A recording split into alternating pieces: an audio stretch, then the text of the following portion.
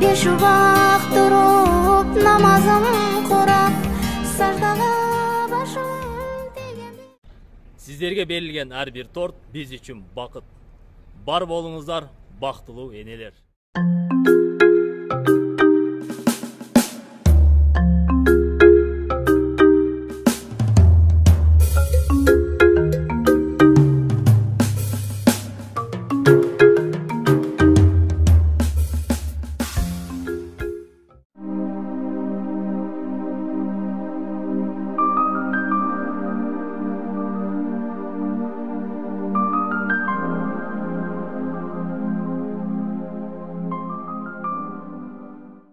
Assalamu alaikum дагы бир жолу урматтуу көрүүчүлөр. Мен азыр ушул эле жогорудагы Аксана деген эжебиздин өзүнүн туулган айылына келдик. Тагыраагы Өзгөн районуна караштуу Жалпакташ деген айыл, Жалпакташ деген айыл, Киров деген айыл, Жалпакташ айыл өкмөтү, Киров айылы. Мынакей бул айылда эми кыштын кереметин көрсөк болот мына. Өзүңүздөр көрүп атасыздар. Бир аз болсо да кар бар дегендей. Азыр мени ушул үйдүн баласы аты жөнү Каныбек тосуп алды. Азыр биз көтөрүнчүбүздү көтөрүп, ооба, кетип барабыз. Энебиз канча жашка чыкты азыр? Апам 63. 63 жашка. Мына бул белек бешкектерди көтөргөнчө биз азыр Аксана эженин үйүнө кирип барабыз. Энебиздин аты ким эле? Максуда. Максуда энебиз, жүрүңүз кана. Бисмилла. Урматтуу көрүүчүлөр, бактыга жараша күн дагы ачык болуп турат. Бирок жаңы жыл 30 декабрь 2022 жыл. Биз Максуд энебизди куттуган кирип баратабыз. Энебиз кабары барбы жокпу? Кабары жокпу ана жерде. Кандайсыз Максуд эне, жакшысызбы? Ден соолуктарыңыз жакшыбы? Жакшы, рахмат. Аксана деген кызыңыз бар, Энебиз кайсы, сиз да Максуда, да? Мынакей ушул Россияда, азыркы күндө Россияда. Ушул кызыңыз мен менен программасы бул эне. Мен менен программасына мен дагы апам татыптуу деп, мындай жакшынакай подаркаларын биз аркылуу берип жиберген. Келиңиз, муну кабылдап коюңуз. Кандайсыздар, жакшысыздарбы? Бейишим апам деп. Бул ак жолуңуз. Рахмат. Бул болсо торт. Андан кийинки мына жаңылыгыңыз менен бул Аяз атанын белеги. Максуда эне Аксана деген кызыңыздын бүт ушул аманаттары. Ал эми бул видео программа болсо, бул видео материал дагы ошол күйөө балаңыздын Аксана кызыңыздын атынан. Кабыл алып коюңуз. Күтүлбөгөн белек болуп кетти го. Күтүлбөгөн болду эне. Ой, рахмат. Кана жүрүңүз, ичкери кирип туруп сизден бир. Жакшы. Рахмат. Интервью алалы. Максут эже, сиз келет деп ойлодуңуз беле? Сизге бирөө жарым айтты, айтпадыбы? Жок, айткан жок эле. Эч ким айтпадыбы? Жок. Онда ушул сюрприз болот. Эне бул жака отуруп алсаңыз, сизден бир кичине сиз менен маек куралы, анан куттуктоочулар да бул жака келип турасыздар, Эне отуруп аларыңыз. Ошо гүлдү кармаганча отуруп аларыңыз. Мына урматтуу көрүүчүлөр, биз ушу алыскы жолдору катаал, бирок кыш кар жок эне. Кар качан түшөт? Кар түшүш керек эле, түшкөн жок, чилде болуп калды го, азыр жаабайт ба. Ошону айтам да. Өзүңүз жакшы отурасызбы? Кыштан кыйналбай дегендей. Жок, кыйналбай. Бул сюрприз келет деп элестеттиңиз беле, элестетпедиңиз беле? Жок. Эч ойлободуңуз беле? Жок, ойлободум. Ушул Аксана деген кызыңыз ошонун инициативасы, демилгеси. Менин дагы апам ошондой эле сизден кийинки ушул кайненеси, алдаган апасы болот, мисалы ушул тараптарды ушул жаңы жыл алдында куттуктап коеюн деген бир ниет болду эле. Ошо ниет ишке ашып атат эне. Канчага чыктыңыз, канча балаңыз бар, канча небереңиз бар эне? 63-кө чыктым. 6 балам бар. 12 неберем бар. Бардыгы Россияда, кичинекей балам колумда. Кыздарым да ушу талаада, Россияда жүрүшөт. Балдарым, чоң балам бардыгы. Бир кызым келди эле кече, ошо Аксананын жанынан айтышпады эле. Эч ким айтпады беле? Жок, айтпады. Сюрприз кылалы деп ушул ишти уюштуруп атат. Энебиз ушул менин дагы апам ушу башкаларчылап ушул менин программасына кирип калсын, биз дагы ушуну түбөлүккө элестерин сактап, ушинтип көргөн сайын сагынычтарыбыз тарап туралы деп бир ниет кылышты да. Жаш кезде эмне жумуштарды кылдыңыз? Ушул 6 баланы чоңойтуп эрежеге жеткириш үчүн кандай турмушту баштан кечирдиңиз эне? Ушу жерде эле ушу чалым менен баш кошуп 35 жыл жашадым. Чалым иштейт, мен иштей эле үйдө. Аны эми жашмаганда ояктарда жүрдүм, иштеп анан келип калдым да. Сайыз убагында. Чыныгы маңдай тери менен бактыңыз, Балдарым чоңойттуңуз, билимдүү кылдыңыз дегенде. Окуду, окубаган жок. Сайыз бузулгандан кийин Россияга кетип калышты. Ушу жаныңызда отурган ким болду экен, жаныңызда отурган? Жанымда отурган абысыным болот. Кана эми куттуктай бериңиз, эми бул адам сиз үчүн ким? Куттуктап коеюн. Туған күніңіз менен 63-ке чыгыпсыз. Дагы ошончо жашаң, балдардын күнүн көрүң, неберелердин тойлорун көрүң. Дагы 63-тен дагы 63-кече жашаң. Эми келе жаткан жаңы жыл экен, 2003 келе жаткан жаңы жылыбыз. 2023, Денсаулык болсун, узак өмүр, байбече деп болуп жүрүң. Ай, рахмат. Мына урматтуу көрүүчүлөр, биз Максуда энебиздин үйүнүн ичинде отурабыз, албетте. Агалайык биз ушул Максуда энебиздин эми бул атайын сюрприз болгон үчүн Максуда энебиз да билген эмес, бирок жанында өзүнүн балдары отурат дегенге келиңиз. Бул жака отуруп бир энебиз тууралуу сүйлөп бериңиз. Азыр кечирим сураймын, ушул Аксана кызыңыз күтүп турат жаратан бери сиздерди. Чыдамсыздык менен бир сүйлөшүп коюңуз, Не хабар турат? Айтып койбой белең. Жакшы. Рахмат. Күтүлбөгөн белик болуп кетти го. Рахмат кызым, рахмат.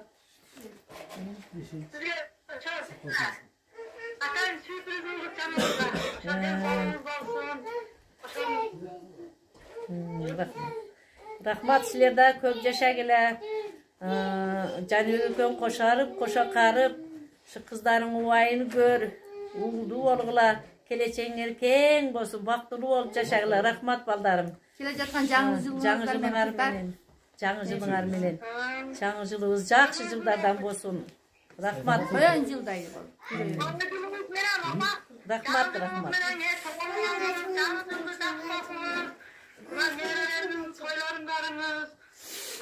Ошо биздин тестибизге бар болуңуз.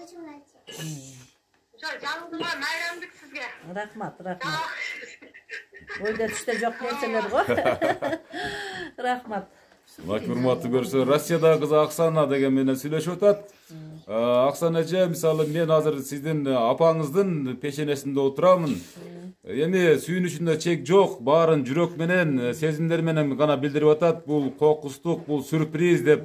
Эгер айтсаңар даярданып турмакмын дейт, бирок Максуда эне сизди эч ким 63 жашка деп элестетпейт да, чын жаш көрүнөт экенсиз. Бул жаш сакталыштын секирети эмне деп ойлойсуз? Секретим, балдарым жакшы, келиндерим жакшы. Ушулар бар үчүн өзүнчө сүйүнүп, өзүмдү жакшы элестетем. Канча келиниңиз бар дегендей? 2 келиним бар. Азыр экөө тең колуңуздабы же? Бири Россияда, бири колуңузда. 2 баласы бар.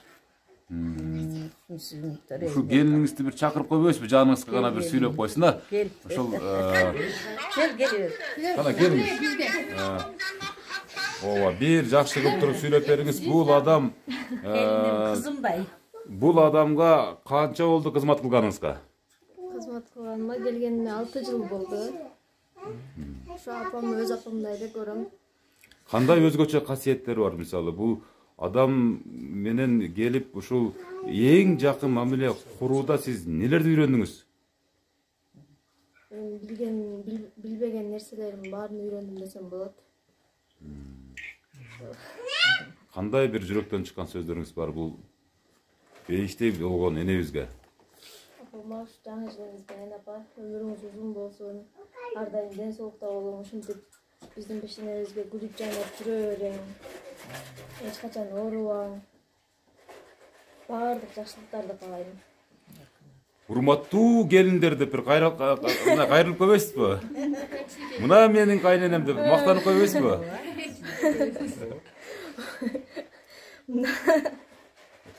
Балам бир жана калып отуруп болсун. Бир кайненеңизди мактап коюңчу, мисалы, сиздин кайненеңиз кандай эне? Апам эң мыкты аял. Эч качан мындай кайненелик кылбайт. Өз кызымдай көрөт мени, мен да өз апамдай көрөм. Кайненелик деген сөздү кандай? Кайненелик кылбайт деген сөзүңүздү мисалы чечмелеп берсеңиз, балким эми туура бул 5 кол тең эмес дейт мисалы кээ бирлер. Кайненелик да кылышы мүмкүн да. Кайненеликти кантип кылышы мүмкүн? Эми билбейм, менин оюмча.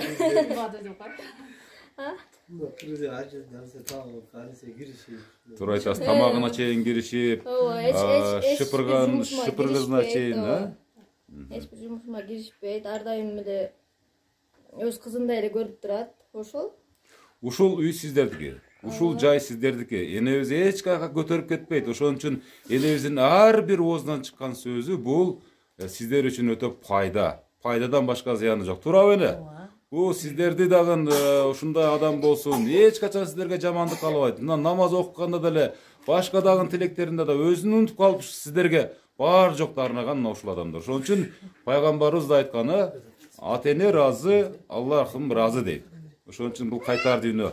Мына урматтуу көрүүчүлөр, ушул эң кенже келин болуп каласызбы? Ошондо эң кенже келинден биз маек алдык. Келиндерге дагы өзүнүн сабагын, сунушун берип кетти. Эч качан ушундай кайнене деп, апа деп, ушундай бир жакшы мамиледе жүргөнгө атайын ушул тасманы тартып атабыз, сабак болсун. Эми балким ошондой тагдырлар бар элбетте, биз айтып атабыз, жолун таппай аткандарга мына ушул келиндин кайнене менен болгон ортосунда мамилени көрүп туруп, оңдоп түздөнүп алыңыздар. Турабы эле?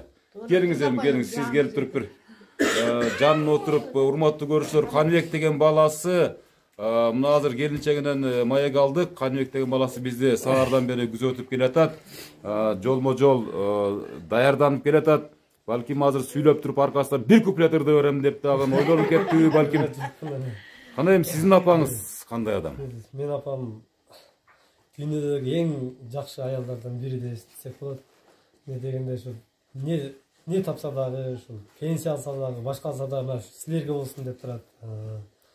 Кызым айткандай бир өтө мээримдүү. Ушу баардык эле ата-эне ушу балам деп жүрсө керек. Эми биз ар бир балага биздики апабыздай өзгөчө мамиле кылгандай сезилет. Ошо келе жаткан жаңы жылыңыз менен көп жашаңыз. Дайым ушу үйдө жүрө бериңиз. Биздин үй пешенебизге бар болуп көп жашаңыз. Жактап коеюн. Ай, азамат. Алыстан ошо апамда куттуктаган Аксан эжем, Жаныбек эжем, силерге дагы рахмат ушинтип апамды сүйүндүргөнгөр үчүн.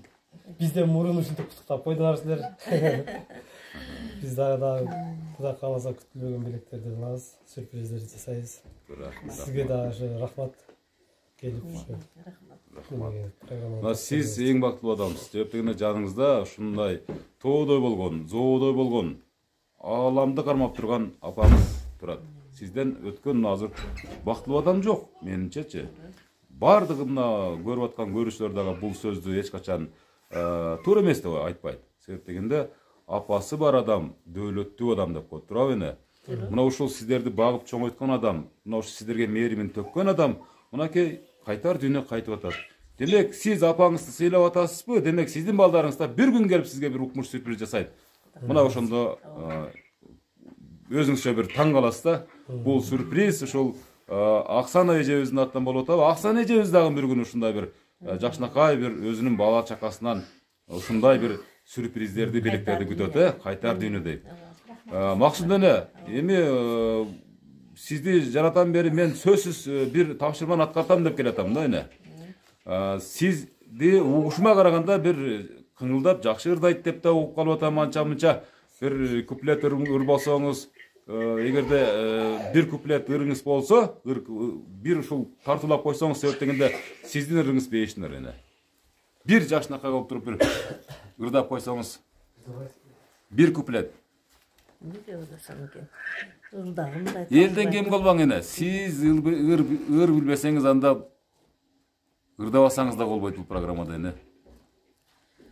Чокусу бийик мустөрүдөн, чочубай учкан куш көрүдүм.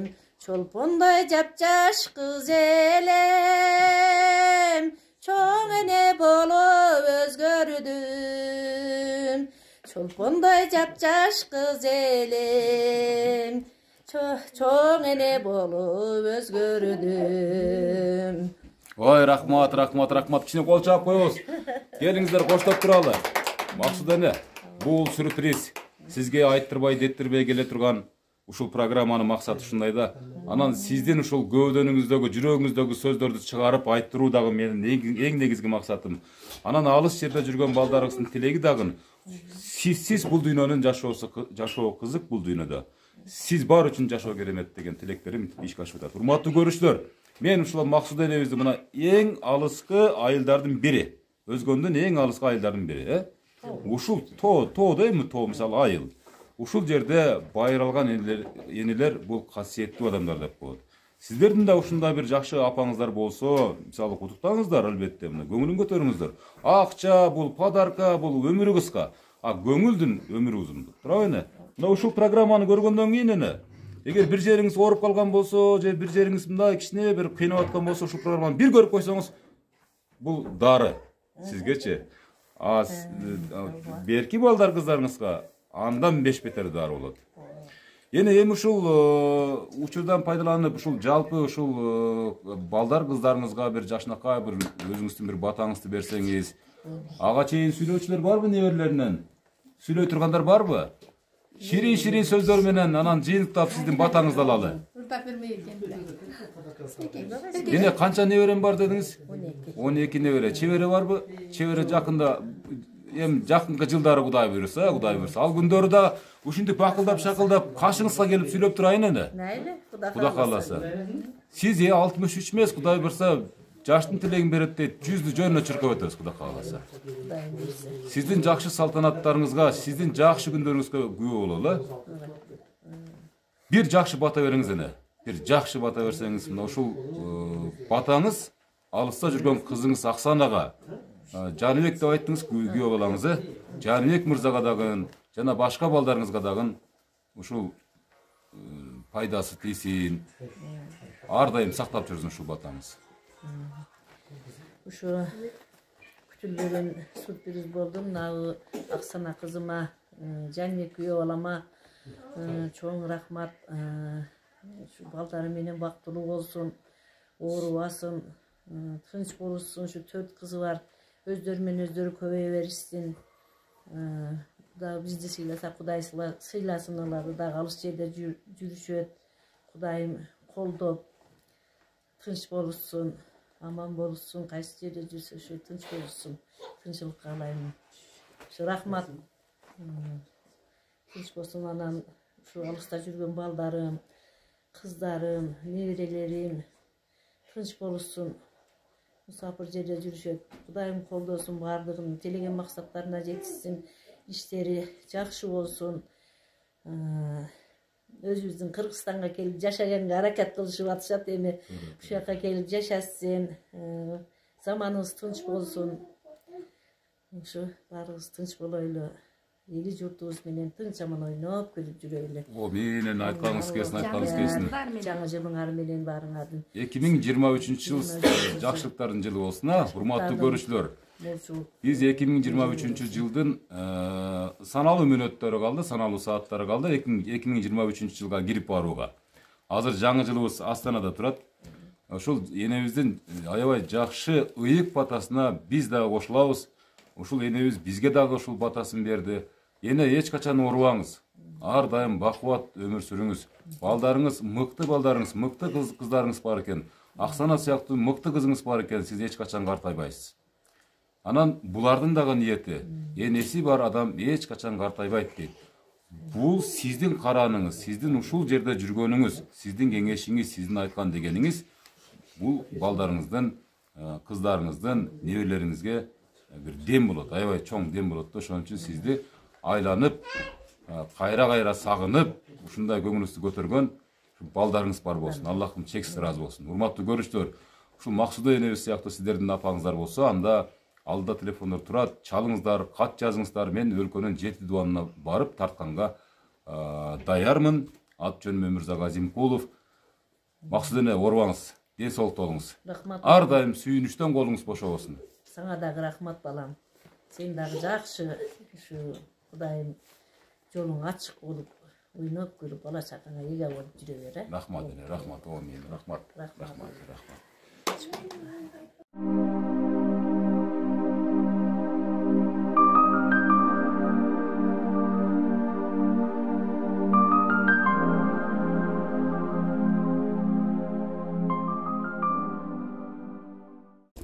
Урматтуу көрүүчүлөр, дагы бир кызыктуу нерсени сиздерге айтып коеюн дедим.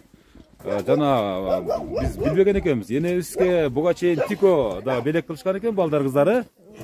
Азыр энебиз мактанып калды. Мен жада калса тиком бар депчи, мондай аппак болгон жакшынакай тикозу бар экен. Автоматпы бул эне? Мынакей. Бул тико менен каяктарга барат эне? Шапка барамын, ушу айылым чыкса айылга барам. Ушу нейрелеримди салып алам. Буну былтыр белек кылыштыбы же быйылбы? Былтыр. Былтыр белек кылышкан экен, мына өзүңүздөр көрүп атасыздар. Мынакей. Энебиз жакшынакай болгон ак жолтой тикосу бар экен. Şu neyreleri salып жүрейин деп өзүм үргөнүп алгам. Анан бир жактарга барганда нейрелер жалгыз ташап коюштойм да. Салып алам. Куршапка барамын. Өзгөнгө барамын. Кетелеп алып. Шатып жүрөм ушинтип. Ак тикоңуздун алдына шамал өтө берсин. Жакшылыктарга мениң эле. Урматтуу көрүүчүлөр, мынакей. Тико минген Жалпакташ айыл өкмөтүндөгү кайсыл айыл эле бул? Киров айылындагы Максуда энебизге даң жана дүңк. Чынын айтканда. Ушундай бактылуу карлыктын доорун сүрүп жүрө бериңиз. Максуда энебизди азыр мисалы өзүңүздөр көрүп атасыздар. Азыр карыды деп айтпайбыз. Себеп дегенде жап-жаш бойдон. Ушул жап-жаш бойдон жүзгө чыгыңыз эне. Рахмат. Күлүп жайнап жүрүңүз ар дайым. Рахмат айтканыңыз келсин.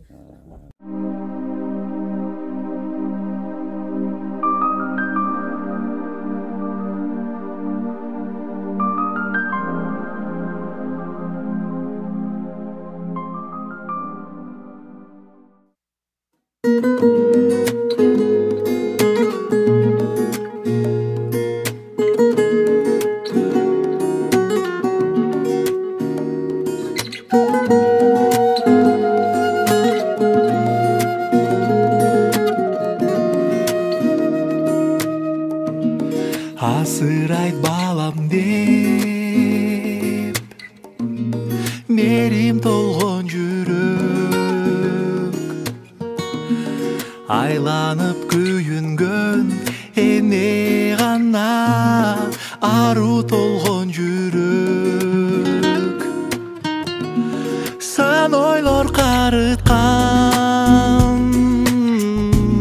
сана тарткан жүрөк Шам, siz ар бир таң жол карап күтүп жүргөн Алло апам апакем жаным дүйнөм берекем сагынычта улуңуз ар күнү алтын асыл апакем арубак күйөрүм менекем ай Апакем ай